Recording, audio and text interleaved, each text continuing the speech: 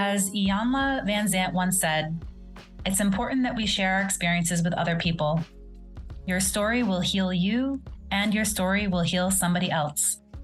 At Project Sleep, we believe that your stories matter, which is why we train people with sleep disorders on how to share their stories through our Rising Voices program. This Rising Voices podcast series features a variety of firsthand stories from people living with sleep disorders around the world. Each person's story offers unique and important insights. Welcome to Project Sleep's podcast. Project Sleep is a 501c3 nonprofit organization dedicated to raising awareness and advocating for sleep health, sleep equity, and sleep disorders. I'm your host, Julie Flagar. We're so glad you're here as we work together towards making sleep cool. On this podcast, all guests express their own opinions. While medical diagnoses and treatment options are discussed for educational purposes, this information should not be taken as medical advice. Each person's experience is so unique, which is why it's so important to always consult your own medical team when making decisions about your own health. If you haven't done so yet, please hit the subscribe button so you never miss a Project Sleep podcast episode. And if you enjoy this podcast, please leave us a rating or review wherever you listen so that we can reach more listeners and raise more awareness. Okay, so I'm going to introduce Matt and then he can take it away. Matt Horsnell is a father of three, an amateur strength athlete, and science nerd who incorporates invertebrate fossils into rock sculptures. He lives in Nashville, Tennessee. He was diagnosed with narcolepsy with cataplexy in 2007, and now as a trained speaker with Project Sleep's Rising Voices of Narcolepsy program, aims to raise awareness about narcolepsy and sleep. So please take it away, Matt. Thank you so much, Julie. I appreciate the introduction. And like Julie said, my name is Matt Horsnell, and I'm the world's strongest person having narcolepsy with cataplexy. At least that's what I tell myself every morning when I wake up. So, and more on that kind of as we get through my story. So, I've always had this fascination with science, art, and strength growing up as a kid. And I guess the time when I started to notice that I was a little bit different than other folks was when I started to spend a lot of time with my peers, and that was in Boy Scouts. And I can remember it was when I was about 14, so maybe a couple years into me experiencing some differences. I was at Boy Scout camp and just won what was called the Baden-Powell Award. So it was for being the best patrol at our summer outpost camp. And, it was the night after Vespers, and we had just won the award, and all my friends were going to go out. And you would think that a 14-year-old boy would be full of energy and excitement after being the patrol leader of the best patrol at camp. All my friends decided to go out and swim to Rock Island, whereas I decided to stay in my tent and sleep because I was exhausted from the day's activities. And to be that tired, when all your friends are going out and partying, that was kind of one of those stop and think moments that, looking back, I can definitely say, yeah, I was a little bit different. My sleep needs were definitely a little more intense than most people. A couple years later, so it was about 14 or 15. It was a little bit after my parents had gotten a divorce. I was staying at my dad's house, and it was really late. I was really tired, and I was walking through his apartment, and as I was getting into bed, I had this dead woman fall out of the closet, and she ran on top of me, and it was terrifying. I couldn't breathe. I remember just screaming out, "Ah!" and waking up my little brother who was next to me, and he's shaking me, Matt, wake up. And I could hear him, but I couldn't actually move, and it just felt like there was this woman on top of me, and it was just an absolute terrifying experience. And my brother would, he always accused me of making these smacky noises with my mouth, and just really getting on his nerves as I was about to go to sleep. But this experience just sat with me, and it was a recurring, what ended up being a dream that I was having. It's not something as a teenage boy that you're really comfortable talking about. You don't go to your dad or your mom and go, hey, I had this really terrifying experience where a dead woman fell on top of me. That's not something that just comes naturally. And it definitely kind of shaped my fear of going to sleep. And, so, and, moving on, that was something that I always kind of worried about right before I would go to sleep. Would this woman come back and visit me? Fortunately, she hadn't come back too much later on in life, but those memories will always kind of haunt me. Also, the first time that I experienced this strange muscle weakness was when I was doing the squat routine. Now, exercise has always been something that's been very important in my life. About the same time that I actually started experiencing some sleepiness, I started to pick up weight training at home, lifting weights. And so when I was about 18, maybe 19, I was working out at a local gym, and I was doing this really cool squat routine. It was called super squats. They also go by the name of breathing squats, and it was really, really brutal. You also call them breathing squats. You would pick a number that you were comfortable doing, about 10 reps, and then you would continue to do one rep after another, breathing deeply in between each rep. And at about rep number 13, as I was progressing through this routine, it's 225, 235 pounds. I had the bar on my back, and I squatted down into the hole, as they called it, and my knees kind of wobbled. Well, I was able to kind of recover from that and stand back up again. Then I took a couple of deep breaths, and I just was like, I got to get through this. This is just this something. Let's go. And so I went back down again for that 14th rep, and my knees buckled. And then as I was trying to come back up, I just had this overwhelming sensation of fear that, oh crap, this isn't going to come back up. And as soon as that fear hit, I just hit the ground like just a ton of bricks. And fortunately for me at the time, I had a spotter, but I was also on a squat rack. The weight came crashing down. Everybody stopped. They look.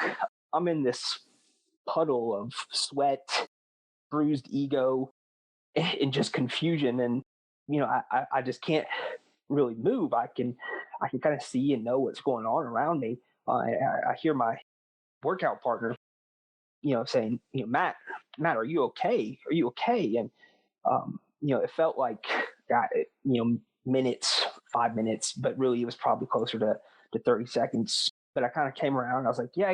No, I just need a second.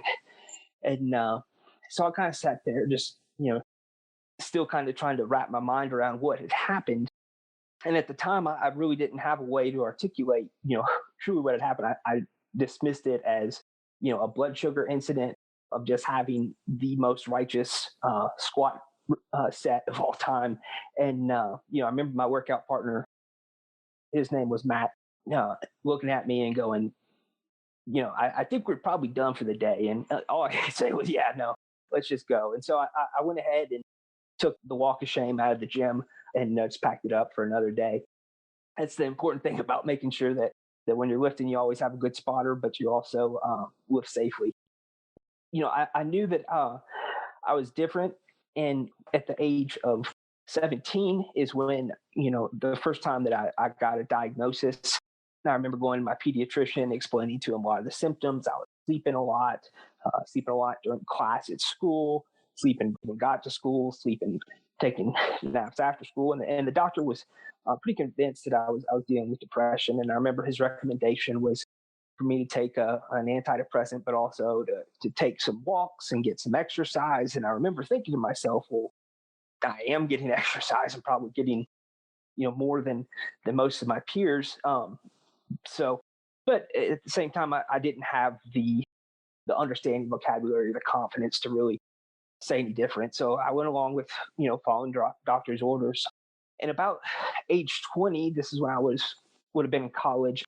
I was officially diagnosed with attention deficit disorder after going through some psychological testing. And again, it was, my complaint to the psychiatrist at the time was, I'm sleepy, I'm having trouble concentrating. So the ADD was a diagnosis. Here's some stimulant. Here's an antidepressant. You probably also are a little bit tired. So, I had gone on to see 4 different psychiatrists and a pediatrician. I kept getting prescribed all these different antidepressants. Nothing was really working for me, and I was really having a tough time articulating, that I was wasn't sleepy because I was depressed. I was depressed because I was sleepy. And, which came first, both of them kind of were going hand in hand, but that sleepiness was the profound impact on my life that was affecting everything else. And a couple years later, I was talking with my mom, and she mentioned, I knew she had sleep apnea, and she recommended, well, hey, Matt, maybe we should go ahead and schedule an appointment for you to see a sleep specialist. And so I went ahead and made that appointment, thinking full well that, okay, I probably got sleep apnea. What I found out during that appointment was that this was the initial consult. I remember filling out all the paperwork, and the doctor came in and he looked over everything, looked over my sleepiness scale that we all take as people with narcolepsy before we go. And I remember him saying, Matt, I think I know what you have. He called in his resident at the time, and he was like, I think you may have a sleep disorder called narcolepsy. We need to run some extra tests to figure this out. And, I can remember, my doctor saying those words, and it just not really, I mean, I heard him say it, but I was like, what does he know? This isn't what I've seen before. I'd studied, sleep disorders and narcolepsy in high school and my psychology class, and even in my abnormal psychology class in college. And it's just it didn't jive with what I knew. And it also didn't jive with what I knew from Hollywood and from, the mainstream television and movies. I wasn't just falling asleep left and right. Well, certainly I was taking a lot of naps, so I went and started to do some research. And after that, before my sleep study, and, I realized, well, no, actually, there may be some truth to what he was saying. So it turns out that narcolepsy affects about 1 in 2,000 people.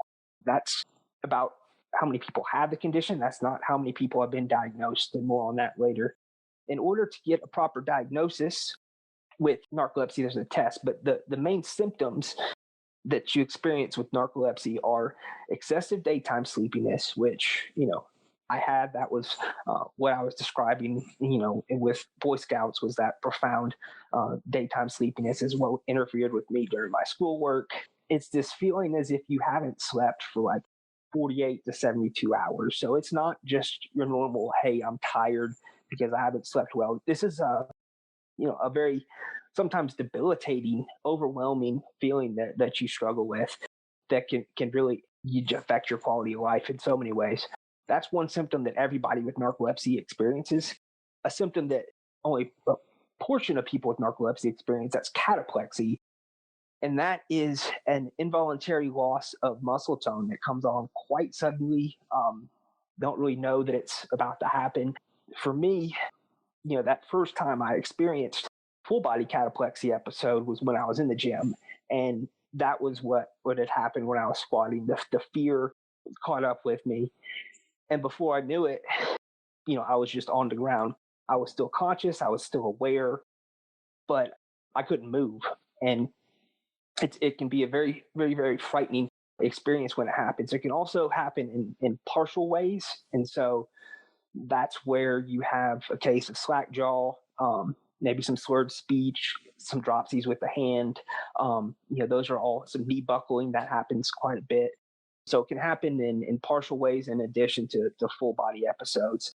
The hypnagogic and hypnopompic hallucinations, those are visual, auditory, and tactile disturbances that happen before sleep. That's the hypnagogic, and then the hypnopompic are as you're getting out of sleep. So it's a kind of a blurring of the transition between being awake and dreaming and vice versa. And it feels like you are actually experiencing what was taking place. And the first time it happens, it can be very, very overwhelming. A lot of times they think there's an intruder in their house. Some people have it can be as minor as just seeing, I sometimes will see a rabbit. I know there's not really a rabbit there. I'll also hear noises. I think I hear people talking in another room. So, those are all examples of hallucinations that you can feel. The sleep paralysis is what will sometimes occur after, in conjunction with the hallucination. For me, many times it does, but it's where you basically are awake, but your body can't move. And so that's during that transition out of the sleep state. your mind turns on and your body doesn't. So, for me, I can hear the alarm going off. I want to move, I want to get up, but there's just no movement. And usually it's a little bit less time than it actually feels. But when you're stuck in that moment, time does kind of stand still. And that the final symptom is the disrupted nighttime sleep. And one thing that a lot of people don't understand about narcolepsy is that we can't just sleep whenever we want to. We're not fall over and go to sleep. We experience temporary bouts of insomnia like the rest of the population. We struggle at night. That disrupted nighttime sleep ends up feeding that excessive daytime sleepiness. And that's one thing that they study when they're looking at that sleep test. There's two primary types of narcolepsy, I guess only types of narcolepsy: narcolepsy with cataplexy and narcolepsy without cataplexy. Now, narcolepsy with cataplexy is associated with a loss of hypocretin cells in your brain, and narcolepsy without cataplexy research hasn't really shown. There's not as much understanding about it, but either way, they're both struggles that people deal with and can have a profound impact on your life. Next slide, please.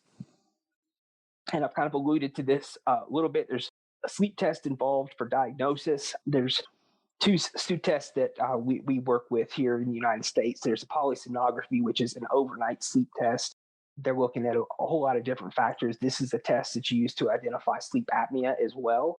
And if you show up with either mild, clinically insignificant sleep apnea or no sleep apnea, but you still show some sleep issues, they'll ask you to come back for a multi-sleep latency test the next day. And that's a series of 5 naps that takes place over the course of the day. They're testing for a couple different things. They want to see if you go to sleep during these 20-minute naps, and also how quickly you are going into dream sleep.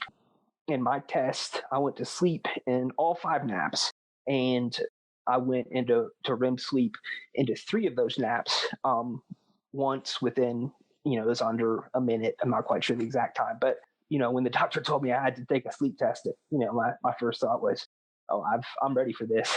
This is something I've been studying for my whole life.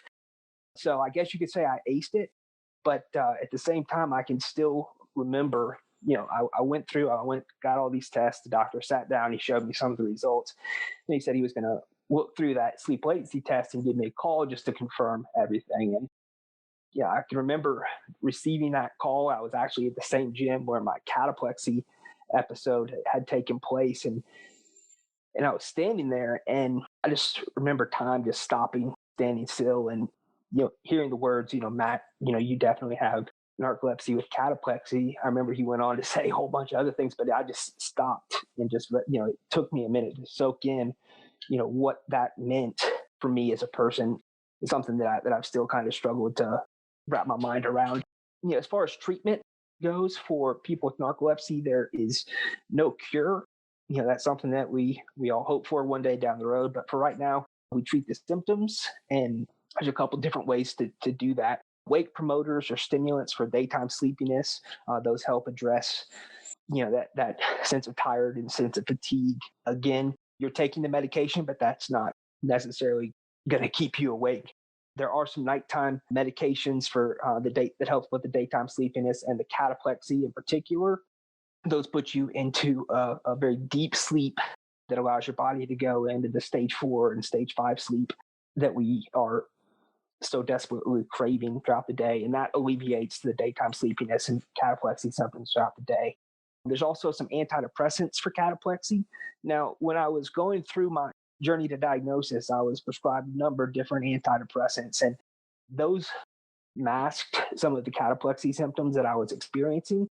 And so I didn't have a true appreciation until I was actually taken off of some of those of what cataplexy can feel like throughout the day. So that just is another reason why awareness is really, really key. Scheduled daytime naps is, something that for me is just critical for me to function. And, I've adopted pretty much my life philosophy is take a nap and play.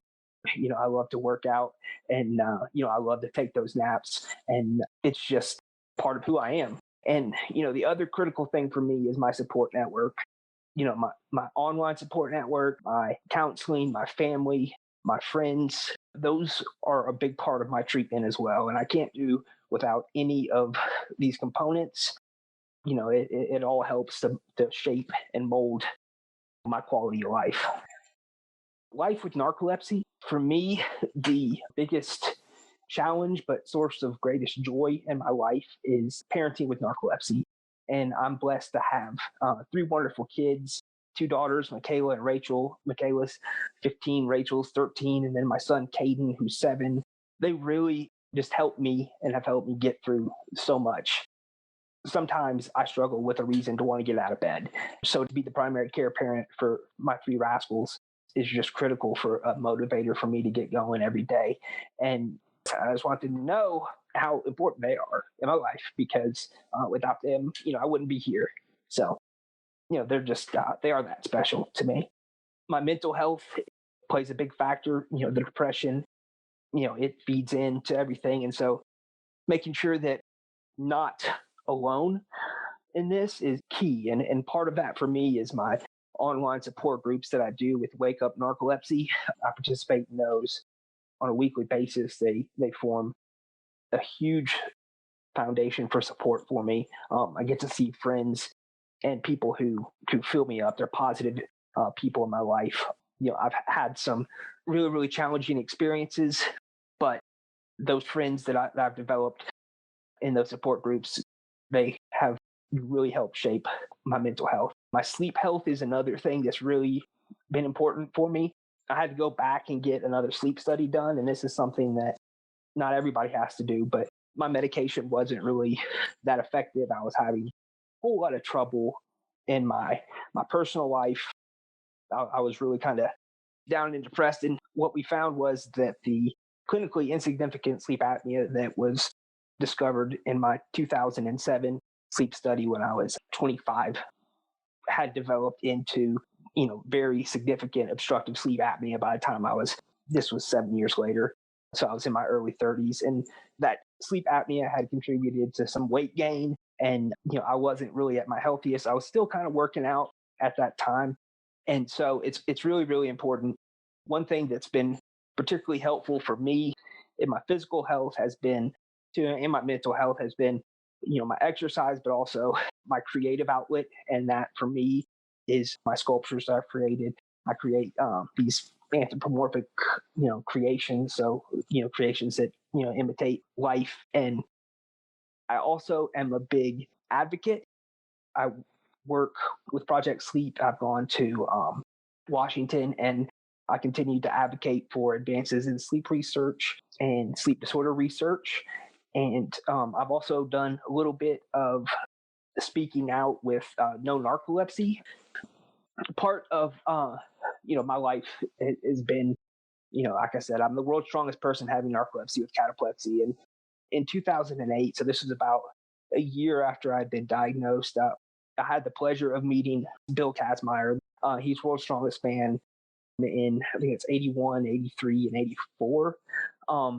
And he was speaking at a local YMCA. I got to work out.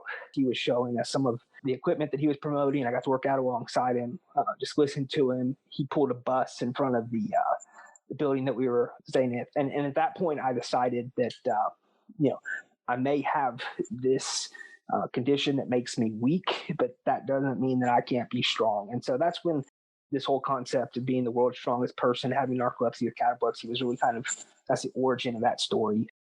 It's not about literally being the world's strongest person, although sometimes I do think that I am, but it's about the strength that it takes to get out of bed every day so that I can spend time being a dad with my kids. I've been through quite a bit in life, stuff that would take way too long for any sort of presentation. I've survived a flood in 2010, gone through a separation and a divorce, and I've had to kind of reinvent myself. I wasn't always an outspoken advocate for living with narcolepsy. That's something that I chose to do, and that was when I was really at my lowest point during my separation, and I decided that I wanted to make this condition that had been kicking my butt for so long. I wanted to make it work for me, and I wanted to use it to to better myself and to better the world. And I figured the way to do that was to reach out. And so, I just started being online, making a presence through social media. I reached out to Julie through Twitter at the time and started pestering her with posts, and she responded, and started with in chat with my Kyle on Twitter as well. And that was the beginning of a huge change in my life, of learning to take control of my condition and, taking ownership of it and learning that I can use it to make a better me. It doesn't have to be a negative. It can be a positive. It's been a positive in my life. It's definitely the biggest struggle that I have to deal with, but it's also the source of my strength as well. So, I've got a lot left to accomplish. I want to continue to be a patient advocate.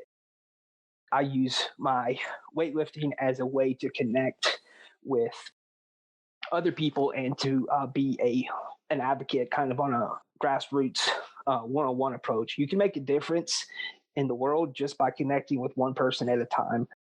These are great opportunities to connect with large groups of people. Being a Rising Voices of Narcolepsy speaker gives me a chance to connect with dozens, if not, hundreds of people. But that one-on-one connection that you can make every day, when you have a chance to see people on a daily basis and you can discuss your symptoms, how life has impacted you, those are the experiences that people carry with them forever. They'll go, okay, I know somebody. I know Matt from the gym. He has narcolepsy. He's the world's strongest person with narcolepsy and cataplexy. I don't know what that means, but he's sleepy a lot, but he still does awesome things.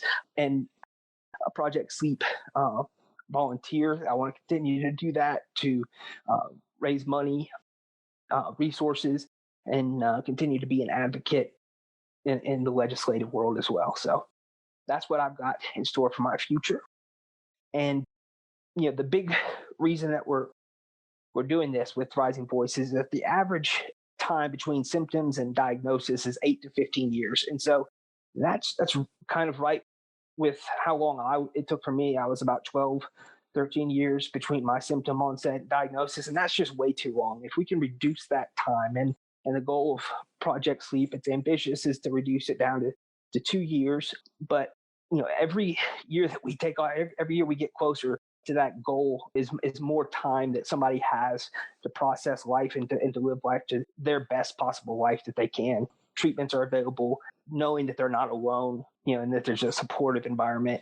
Right now, it's the best time to be diagnosed with narcolepsy ever. I mean, not that there's ever a good time, but with medical advances, with social media, the ability to stay connected, a lot of these things that weren't available when I was diagnosed, they're available now. And so it's our time to kind of to make strides reducing that time. And under 50% of people with this condition are currently diagnosed. That means there's a lot of people who are out there living undiagnosed. So if sharing my story helps one person become diagnosed quicker, or to make that connection, it makes my experience all the worthwhile. And so that's what we do, and that's why we do it. Rising Voices is a chance for any person with narcolepsy to go out and to share their story, to develop their story. Either you don't have to be a speaker, you don't have to get up in front of other people. You can choose to write. There's a writing portion, but it's just your chance to share your story, and every story is valuable. It's the one-on-one stories that make a difference. Statistics only tell a fraction of the story. It's that personal connection that you make with doctors and you make with other people in the community that are going to help us reach our goals. And so with that, I will kind of turn it back over to Julie. Yay, Matt. Thank you, Julie. Oh, wow. Great job tonight. I hope you feel so super proud. I do. I feel great. Each time I do this, it grows a little bit. There's more confidence. You get funnier and funnier. I think so. According to my mom, I also get a little bit more handsome every time I tell this story. So, there's that too. Shout out to Matt's mom. Yeah. Yeah, she's always said I was special. Definitely special. Thank you for sharing about what your kids mean to you. Well, you had me in tears. That was just really, really touching. And I was wondering if you I always think it's interesting when kids, like, how did the interactions go with your kids? Like, did they always know that you had narcolepsy? When do you introduce it? When do you talk about it? Or how has that experience been? I've never really shied away from explaining to them that daddy is a little bit different when it comes to sleep. My diagnosis was when they were so little, so they've known and I've known about it the whole time. It kind of just gradually went from daddy needs extra sleep, trying to explain that to the girls, to daddy has a sleep disorder. They know the terminology, they know what I go through better than anybody on the planet. They see my day-to-day struggles, and they're tremendous. They're in an age now where they're super helpful and supportive around the house. Rachel is my alarm clock. So when we have this thing called school, she comes in and, Dad, it's time to wake up. It's time to wake up. It's time to wake up. And she's great about helping me get up. Caden he's 7. His awareness is growing. He looked at me the other day and says, "Well, Daddy, you sleep a lot." Yes, I do, Caden. And he goes, "Well, it's not like a bad thing." And he'd say, "You do a great job of like playing with me, but sometimes, I have to wake you up." And that's something that I had to talk to him the other day. It's Daddy needs some extra naps, but also if you need daddy time, you're the most important thing in the world, so we can get through this together. And so making sure that I go outside with them and spend time with them, that's really key. But they're tremendous little helpers. And my girls help watch Caden, so I can take a nap, and they're super helpful. That is awesome to hear. Let's see. Okay, we do have a question from Sheila. Mm-hmm. Do you ever get breakthrough cataplexy with exercise? Mm-hmm. In other words, she says, I think I have a limit of exercise time and then I crash. Yes, that's a great question. I do have to be conscious about that. I still, squat, in a squat rack, and I do choose exercises that, I know I can bail on if I needed to. I've become more cognizant and more aware of what limits those are, and when I'm pushing too close to those limits, and I can kind of pull back.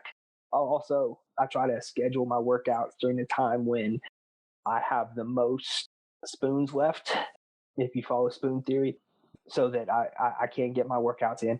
Immediately following my workouts, I usually do take a 15-minute nap to kind of to refresh. But there's been many times in the gym when I've just had to say, you know what, today is not the day that I'm going to be picking up the heaviest things. I'm going to kind of reel it in a little bit. So yes, Sheila, I do have still experienced that on occasion. My cataplexy tends to be the most impactful later on as my stimulant medication is wearing off at nighttime. That's when it picks up because my emotions are a little bit more on the surface. So that's when I experience the most interruption with cataplexy. The slurred speech is the big one that I deal with. The dropsies with the hand and the knee buckling are things that I experience the most. Yeah, that's similar to my experience too. I'd say my cataplexy is worse at night.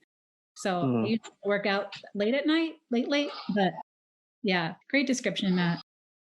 We have a question from Eilish. I love the sculptures. Do you ever sculpt things from your dreams, like characters, etc.? I use them for inspiration. There are some of my stuff is pretty dark, and I do find that my creativity flows so much better to work on these sculptures at nighttime. And so there's been times when I wake up when I can't sleep, I'll get up and I'll actually start assembling some of the sculptures together, and it just seems like the creative process is a little bit more seamless. During that time, I don't overthink and overanalyze things. I'm just like, yeah, it looks like an eye, that goes there. It's a long process to work on a piece. I had a question, if I could read my writing. You gave, I think it was your first Rising Voices presentation to pharmacy students. Yeah, it was a busy week for me because I also spoke to a pharmaceutical company like 2 days afterwards, and so that was a busy time. But that was a great speech. I spoke to Belmont's College of Pharmacy. I spoke to about 35 of their first and second year students, and one of the reasons that I chose to speak to pharmacy students is because that's who me as a I guess you call it a patient, a person with narcolepsy. That's who I have most interaction with in the medical community. I see them multiple times per month versus just once every 6 weeks or so. And so for me to make sure that they know what it's like living with narcolepsy, that was really important. I had worked in a pharmacy when I was early in college, and that was actually when I met my first person with narcolepsy. Kind of ironic. I didn't actually know at the time that I would end up, being on the other side of the counter. But I remember him coming in and, having a prescription for a stimulant dose that just seemed like high. And I remember asking the pharmacist, gosh, is this okay? And it's like, well, no, this is what, a lot of people with narcolepsy need to function. And, I just thought, well, yeah, okay. But going to see pharmacists, it's important that you have a connection with them, because they need to know what's going on in your life. The medication that you're taking is medically necessary for you to function. And so for me, reaching young people who are still, learning and about this, that was really important. That's awesome. I just wanted to say that I am not sure about this. You're the strongest person. I mean, I got some muscles. You do have some guns. And not to like flatter him, but I will, because it's true. I think Matt has the most persistence of anyone I've come across. He is so persistent in his way that he shows up for this community, for other people. And I think that is a form of strength that shines through so brightly. So I'm so thank you so much for your efforts as a patient advocate and as a speaker, and just everything you do for this community and people individually. So if you guys don't follow Matt, he's on Twitter, he's on Instagram. So make sure you follow him. So we have from Kimberly. Kimberly says, can you talk a little bit about how you deal with health insurance and support of your kids? Okay, that's a great question. For me, I only work part-time. Well, that was before everything happened, but I'm blessed to live in a state that does have a fairly good Medicaid program. It's called TennCare, and they provide coverage for minors who don't have it, and also for people who are considered uninsurable and who fall below a certain income category. And so I meet those qualifications. It's limited in terms of the number of prescriptions I can get per month, and I do have to at times jump through a little more hoops, but I'm very blessed to have that. And that's just the importance of making sure that this is going to be me stepping on my political box here for a minute. The importance of having Medicaid, Medicare, and government assistance for insurance. Like I said, it's because I live in Tennessee that I think that we have such a decent program. Not every state has such an advanced Medicaid program, but that's the answer to that question. It would be a struggle otherwise. Thank you for sharing that. I think that's just really important for people to know about, because it helps to put a face to the people that are on programs like that. And yeah, I just thank you for sharing that. Thank you, Kimberly, for asking that. And it's something that for a while I was a little bit hesitant to disclose, but it's important that people know that these programs they help out real people, and my kids are beneficiaries. I'm a beneficiary of this, and these social programs are critically important. Well, thank you, Matt. So I think we are going to go ahead and say goodnight. But Matt, did you have anything you wanted to say? No, just thank you so much to everybody who's a part of my support network, all the people from Project Sleep and from Wake Up Narcolepsy and in my Narcolepsy Network friends. You guys just keep me going, and don't be afraid to follow me on Instagram. I expect to have at least 4 new followers on Instagram after this. We'll see. But no, everybody's great, and thank you so much for just this platform, for what you do, Julie. And Rising Voices, I can't speak highly enough of it. It's the way to go. Awesome. Thanks, everyone. Thanks, Matt. Good night.